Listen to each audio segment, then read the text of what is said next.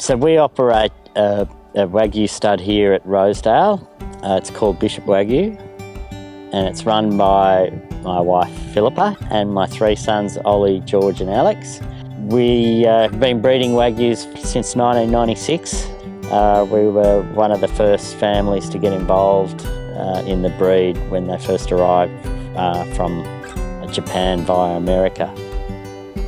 I broke my arm pushing up cattle in our old yards in May last year, which was the catalyst for really getting something safer built.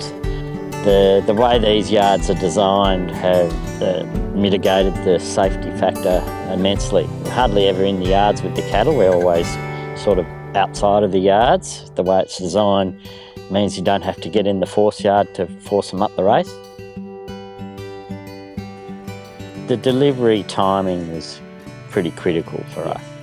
4 to 6 weeks, it was pull down the old ones and the new ones are up and running.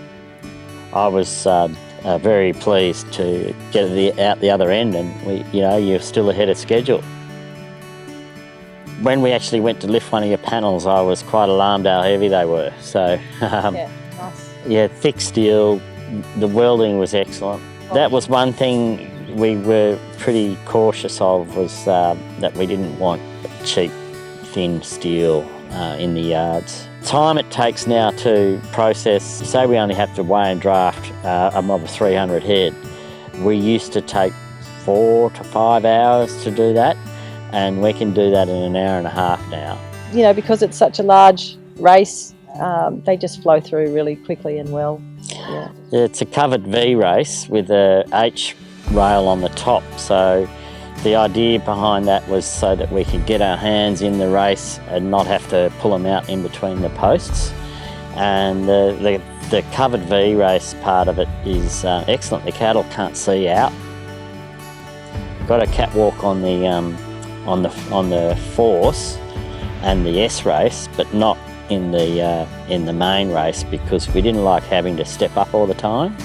So that the inside rail is around 4 foot, something like that, on the H race, which allows us to get in and access the animals at waist height, which is great. The size is big enough, and we've got cooler yards out either side.